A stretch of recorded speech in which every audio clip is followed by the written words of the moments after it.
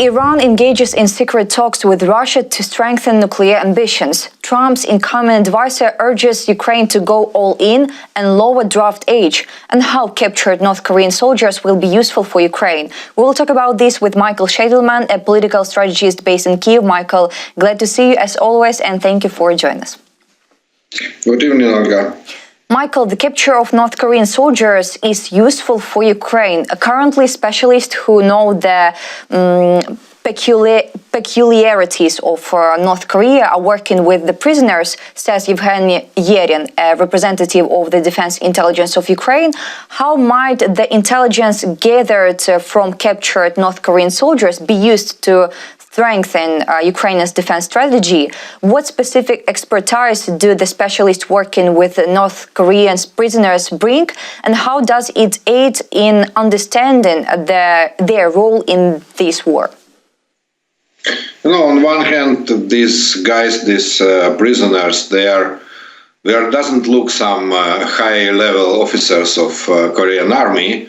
So I can't believe we have a lot of very deep information, deep military information about this. But the information about the quantity of the people, the information of the logistic ways, for example, how they supply Korean soldiers to the front line from Korea, it is very interesting and very important. Next is more political information than military. When we will supply this information towards Western countries, that you can see, for example, okay, we have 12,000 or 20,000 Korean soldiers, and they supply by the sea, for example, and they pay somehow like that and like that. So it could also bring new sanctions on Russian Federation. It could bring for physical action in the Korean Sea. I mean, they somehow sent these troops by the sea, probably by the sea, towards Russia. And our allies from United States, they also technically could stop that, could stop just this supply by physical way. And we need this information. And also this is the, political scoop, like till now, it was only our evidence that Korean soldiers, they participate in this war. But now it is new evidence. We could organize something like press conference with these prisoners and to invite all the foreign journalists, so all the foreign press could cover this as a news. So the fact that North Korea is one of participants, it will be the fact now and not only our version of the facts. Russia's ally is not only Korea, but also Iran. Iran has been conducting secret diplomatic missions to Russia to enhance its military and defense capabilities. According to the Times report on January 13th, despite ongoing negotiations with the West regarding the revival of the nuclear deal, these covert discussions point to a deepening relationship between Tehran and Moscow. In what ways could the deepening relationship between Tehran and Moscow influence regional and global security dynamics? How do you think?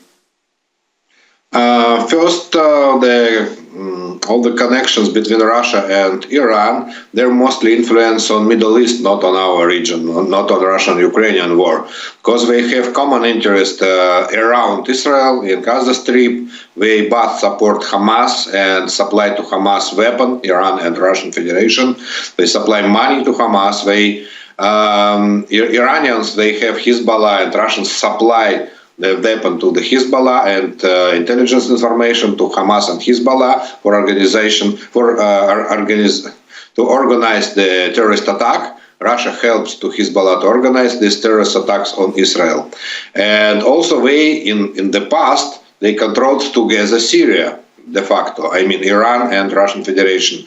Now they've thrown out Russia and Iran, but I believe they have the plans about new Syria, about the relationship with the new authorities of Syria.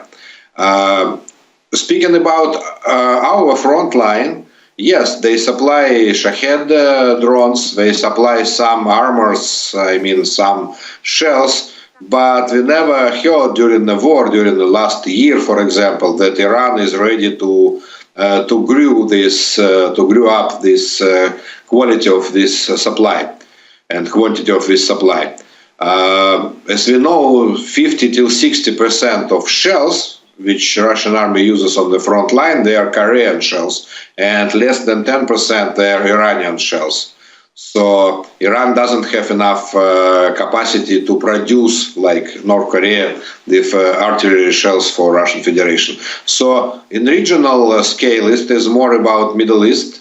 But in global scale, yes, obviously in global scale, Iran and Russia is global partners, and they are one huge chain of terrorist states, Russia, Iran, and North Korea. And they, for our sorrow, I believe, they not only communicate but cooperate in production of nuclear weapon. And Russian way, they send some components of nuclear weapon towards Iran, and they Russian specialists, they help to Iran to build nuclear objects for preparing nuclear weapon. And for exchange, I believe that Iranian scientists or Iranian engineers, they could supply missile technologies towards Russia, because Russia is very low-tech in these missiles now, and Iran developed the new missiles. So maybe it will be exchanged like that. Michael, about Russian oil, 6 European countries have called on the European Commission to lower the price ceiling for Russian oil set by the G7 countries at $60 per barrel. Would this reduce Moscow's revenue to continue the war in Ukraine without causing a market shock? Because we understand that measures that target revenues from the export of oil are crucial, since they reduce Russia's single most important income source. It doesn't look that this wish by these 6 countries will bring the new sanctions. Why? Because when this ceiling of price of $60 was just defined 2 years ago, so these 6 countries, they wanted the same. This is Baltic states and I believe some North European, Scandinavian states. Their offer was to put the price like $45 or $50, not 60. But it didn't come to reality 2 years ago, and it doesn't look real today. But we have new sanctions from the US side and from British, and this is exactly sanctions against the oil industry of Russian Federation. This is sanctions against 2 big, huge oil companies of Russia. Not the biggest, but the companies number 3 and number 4. Surgutneftegas and Gazprom Oil, which is, as I mentioned, companies number 3 and number 4. Companies number 1 and number 2 is Rosneft and Lukoil. They are not under sanctions. They are under sectoral sanctions, but not the global sanctions. So Americans and British, they put the sanctions on these companies, and they put sanctions also on the very long list of CEOs and presidents of these companies as a physical person. Not only these under sanction companies, but about Lukoil, there was the same, and about Rosatom, for example, which is nuclear company of Russian Federation, about nuclear energy. So we received on Friday a huge new package of sanctions, which will influence Russian revenues from oil, and will influence very heavy, because these only 2 mentioned companies of oil, their common revenue is about $23 billion per year, $23 billion, and these companies, they are state-owned. So obviously the revenue of these companies will fall down. I don't know by which percentage, but obviously it will happen, because India proclaimed that India will not receive the oil from these companies and not receive oil by the ships which also now under sanctions, and it is 180 new ships which United States and Great Britain put the sanctions on Friday. So I believe that next week's till 1 month, we will have the new package of sanctions from European Union. They reported from European Commission that they work about the new package of sanctions, and they mentioned Russian nuclear industry, nuclear energy, I mean. And I believe that sanctions will be also against Russian oil companies. And this will bring really to reduce of finance of Russian war. Michael, India intends to abandon oil tankers that have been sanctioned by the United States because of their role in transporting goods for Russia, which is another example of the impact of Washington's measures on the global oil market. And what impact might India's decision to abandon oil tankers sanctioned by the United States have on its relationship with Russia and also the global oil market? Well, India is the second country which buys oil from Russian Federation. On the first place is China, on the second place is India.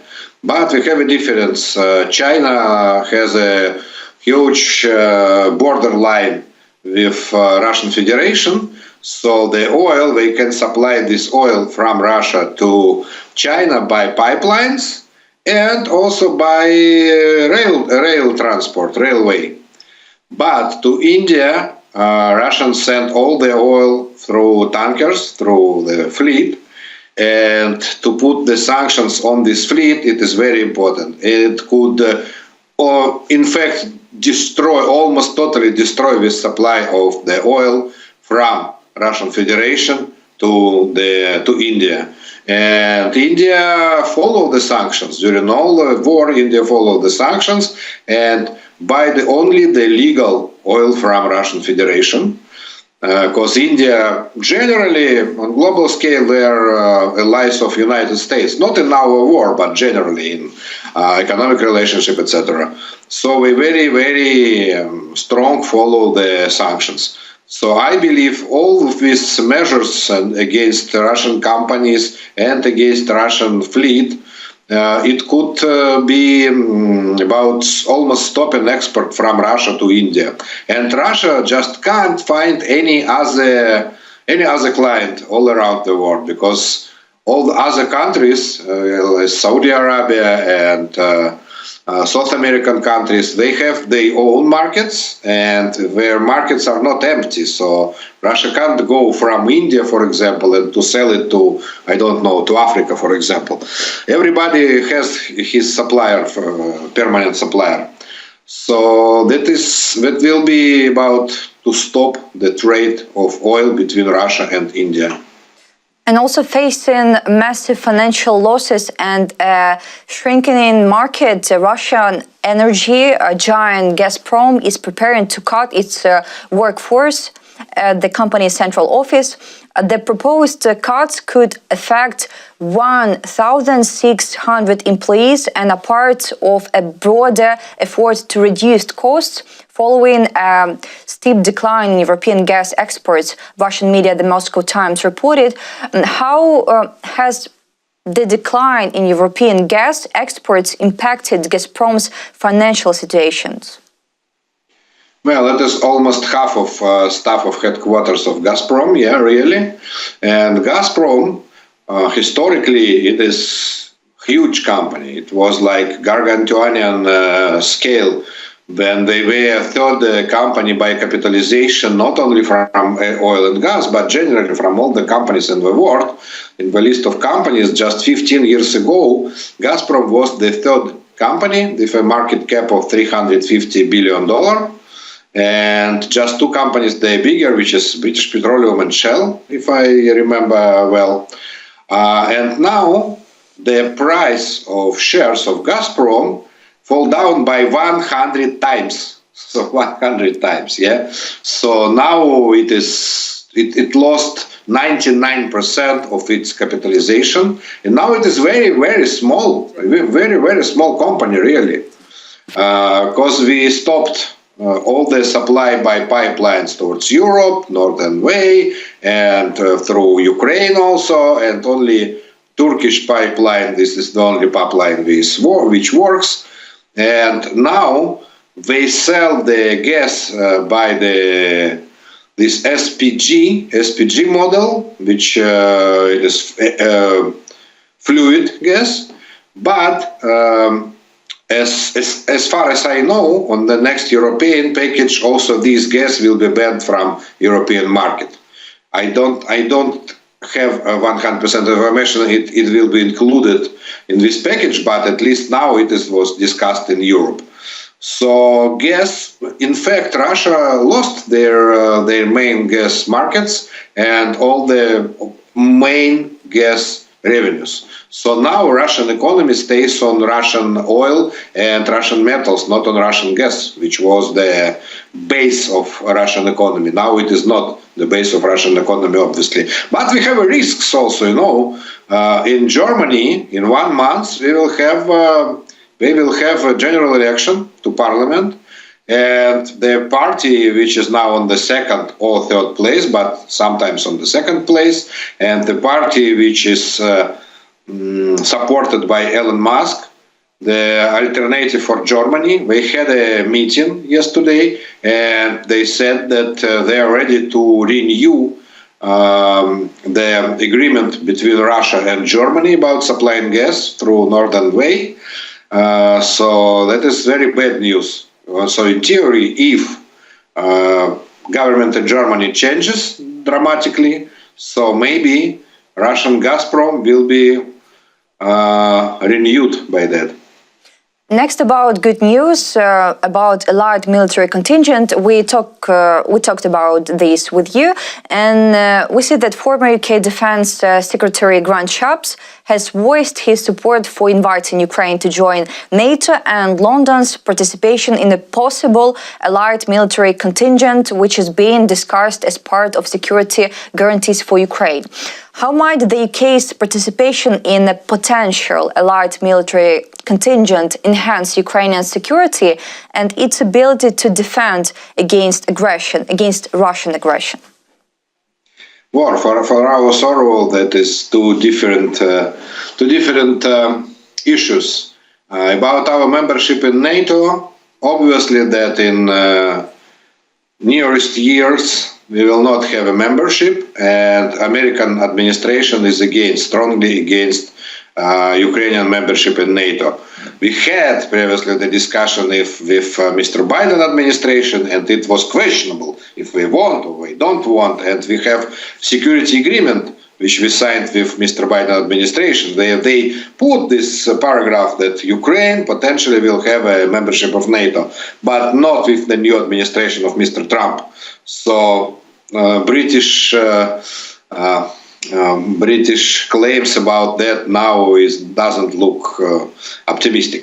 But about the British troops in potential ceasefire and the line of ceasefire, yeah, that sounds absolutely realistic, and we have rumors that next week or this week Keir Starmer, British Prime Minister, will visit Kyiv and will discuss with President Zelensky the participation of British troops in this post-war decision, let's say. But we are. This is on one hand we have very good friends in France, in Germany, and in Italy and UK, which are ready to send the troops. But all of them are ready to send the troops only after ceasefire. And if you ask me if I see any perspective of ceasefire, so not this week. We don't see that. Michael, Mike Waltz, Donald Trump's incoming national security advisor, believes that Ukraine should lower the draft age in order to bring in hundreds of thousands of new troops and stabilize the front line. Why does Mike Waltz believe that lowering the draft age would help Ukraine stabilize the front line? What are the potential challenges or criticisms of lowering the draft age in Ukraine, as suggested by Mike Waltz, and not only Mike Waltz? You know, we are in Ukraine in big uncertainty from the general election, president election in the US. Because Mr. Trump team or potential team of some people who are potentially advisors or potentially some will fulfill the other positions in Mr. Trump administration, they send different messages, absolutely different, and sometimes just counter messages. For example, the same guy, Waltz, he said that they will stop war during just 100 days. Oh no, sorry, it was Kit Kellogg, who is Trump's representative for a special envoy to Ukraine and Russia. He said that he will stop war during 100 days. It means till April. If we now mobilize people, which you mentioned, the young people, so till April they will not be ready for a war. Absolutely. So it sounds like senseless. Or you say that you will bring the peace to Ukraine, or you should say you will bring more and more weapons, and when we should mobilize more people. Because now we have not, as President Zelensky said not once, we have not enough weapon for the new soldiers. So that is senseless to mobilize more people, more hundreds of thousands, as Walt said, but without having any weapon. And the vice president-elect, he said that U.S. will not send any weapon to Ukraine.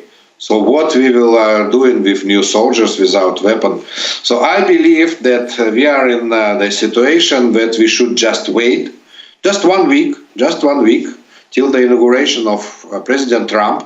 And from the first Trump decisions, official decisions, not the interviews, not some claims of his advisors, we will see what is next step. Next step is the escalation of war against Russia, or the next step is negotiation. Now we can't say that. We're waiting for Trump inaugurations, but now we see that U.S. Secretary of State Antony Blinken has said that the current U.S. administration, led by President Joe Biden, is making efforts to ensure the strongest foreign policy positions for the next administration of Republican Donald Trump, including on Ukraine. How is the Biden administration planning to ensure continuity in foreign policy, particularly regarding Ukraine? Oh, this speech of Mr. Blinken was exactly about the sanctions, which was concluded on Friday, sanctions against Russian oil. So he said that these sanctions, they are not something for a couple of weeks till the Mr. Trump administration. No, it is serious, it is for the long time, and it will be one of the tools which the Trump administration will use in the negotiation. And also today, I heard from, I can't say now from whom, of the advisors of Mr. Trump, of potential and future advisors, that we will just continue with new sanctions, and we feel that Mr. Trump is ready to supply more weapons for us for making the pressure on Mr. Putin in these negotiations. So generally, this speech of Antony Blinken was about these sanctions against Russian oil. Michael, thank you for this important and, as always, interesting conversation. I need to say that Michael Sheitelman, a political strategist based in Kyiv, was with us today. Subscribe on our YouTube channel and see you. Thank you. Bye. Bye.